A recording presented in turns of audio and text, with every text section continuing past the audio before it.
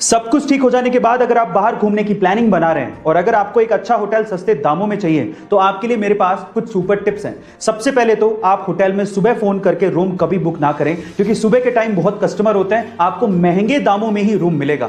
ज्यादा रात हो जाने पर भी रूम्स महंगे मिलते हैं, क्योंकि होटल वालों को पता होता है कि आपके पास कोई चॉइस नहीं है। तो फिर सस्ते रूम्स कब मिलते हैं? सस्ते रूम्स मिलते हैं शाम को 5 से लेके 7 बजे तक। तब सारे चेकआउट कर चुके होते हैं, रूम्स खाली होते हैं, आप तब बुक करिए, आपको सस्ता मिलेगा। इसके अलावा अगर आप ऑनलाइन बुक कर रहे हैं तो इससे अच्छा तो यह है कि आप ऑनलाइन डिस्काउंटेड प्राइस देख लीजिए, होटल को डायरेक्टली कॉल कीजिए, तब आपको वो रूम सस्ते दामों में भी मिल सकता है। गाइस, आपको ये सुपर टिप्स जान के कैसा लगा कमेंट सेक्शन में जरूर लिखिएगा। जब हमारा मोबाइल डिस्चार्ज होने लगता है तो हम लोग चार्जर को ढूंढने भागते हैं, लेकिन तब क्या हो जब आपको चार्जर मिले ही नहीं, या फिर आप ऐसी जगह पर हो जहां पर चार्जिंग सॉकेट हो ही नहीं, या फिर अगर इलेक्ट्रिसिटी ही ना हो तो क्या करोगे?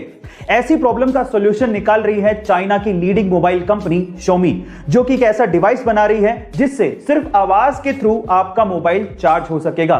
इसे साउंड चार्जिंग डिवाइस कहा जा रहा है। अब ये काम कैसे करेगा? सबसे पहले आपके साउंड को इकट्ठा करेगा और उन एनवायरमेंटल वाइब्रेशंस को ये मैकेनिकल वाइब्रेशंस में कन्वर्ट करेगा, फिर मैकेनिकल वाइब्रेशंस को इलेक्ट्रिकल एनर्जी में कन्वर्ट करके आपके मोबाइल को चार्ज किया जाएगा। अब सुनने में ये अविश्वसनीय लग रहा है, लेकिन एक्चुअली इस पे काम चल रहा है। गाइस, आपको ये टेक्निकल फैक्ट सुन के कैसा लगा कमेंट सेक्शन में जरूर लिखिएगा। चेस यानी कि शतरंज को बुद्धिमान लोगों का खेल माना जाता है और इसे इंडिया में ही इन्वेंट किया गया था। पर अगर मैं आपसे सवाल पूछूं कि एक ही टाइम पे एक ही चेस बोर्ड पे कितने मैक्सिमम प्लेयर खेल सकते हैं तो आप लोग क्या कहेंगे?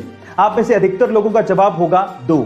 लेकिन इंडिया के भोपाल के रहने वाले आदित्य निगम ने 8 महीने की कड़ी मेहनत के बाद एक ऐसा चेस बनाया है जिसमें एक ही टाइम पे एक ही चेस बोर्ड पे 2 नहीं बल्कि 3 लोग आपस में खेल सकते हैं। मजे की बात यह है कि इसमें कोई एक प्लेयर बाकी दोनों प्लेयर को एक साथ हरा भी सकता है, और इस 3 प्लेयर चेस का नाम आदित्य निगम ने ट्राई विजार्ड रखा है। गाइस, दिमाग का खेल बनाने और उसे खेलने में हम भारतीयों का कोई सानी नहीं है। आपका इसके बारे में क्या ख्याल है कमेंट सेक्शन में जरूर लिखिएगा। ये बात है सन 1996 की, जब सौरभ गांगुली ने अपना टेस्ट डेब्यू इंग्लैंड के खिलाफ लॉर्ड्स के मैदान पे किया था और अपने पहले ही मैच में शतक ठोक के उन्होंने 131 रन की पारी खेली थी।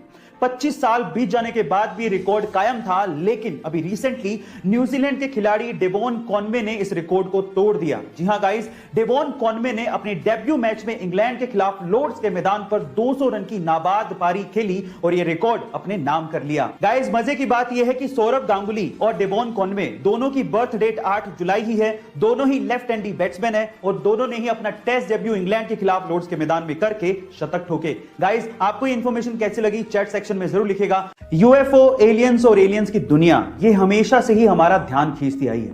इस रहस्यमय दुनिया के बारे में हम हमेशा से ही और जानना चाहते हैं और हमेशा हम लोग यही मानते आए हैं कि एलियंस हमारी धरती पर आउटर स्पेस यानी कि बाहरी दुनिया से यूएफओ के थ्रू आते रहे होंगे। लेकिन ICER एक ऐसी संस्था जो कि एलियंस की दुनिया और यूएफओ के ऊपर रिसर्च करती है, उसके वाइस प्रेसिडेंट का यह कहना है कि एलियंस कहीं आउटर स्पेस से नहीं आते बल्कि समंदर की गहराइयों से आते हैं। उनका तो यह भी कहना है कि समंदर की गहराइयों में एलियंस के बेस हो सकते हैं। ओह माय गॉड गाइस, सच्चाई क्या है ये तो हम नहीं जानते, लेकिन एलियंस के बारे में यह खबर हमारी जिज्ञासा को और बढ़ा देती है। गाइस, आपको ये खबर सुन के कैसा लगा चैट सेक्शन में जरूर लिखिएगा। अभी तक तो दुनिया के अरबपतियों में स्पेस की खबरों को लेके सिर्फ एलोन मस्क की सुर्खियों में रहते थे, लेकिन अब अमेज़न के मालिक जेफ बेजोस भी स्पेस की खबरों को लेके सुर्खियों में हैं। ऐसा इसीलिए क्योंकि 20 जुलाई 2021 को वो अपने भाई मार्क बेजोस के साथ स्पेस की यात्रा पर जाने वाले हैं और ऐसा करने वाले वो दुनिया के पहले मिलियनेयर भी बनने वाले हैं। वो अपनी स्पेस कंपनी ब्लू ओरिजिन के तैयार किए हुए रॉकेट कैप्सूल न्यू शेफर्ड से स्पेस जाएंगे और 20 जुलाई की ही डेट को सिर्फ इसलिए चुना गया क्योंकि 20 जुलाई के ही दिन अपोलो 11 चांद पे लैंड हुआ था और नील आर्मस्ट्रांग ने चांद पे कदम रखा था। गाइस, आपको ये इंफॉर्मेशन कैसी लगी चैट सेक्शन में जरूर लिखिएगा। बहुत तकलीफ होती है जब आप योग्य हो और लोग आपकी योग्यता ना पहचाने।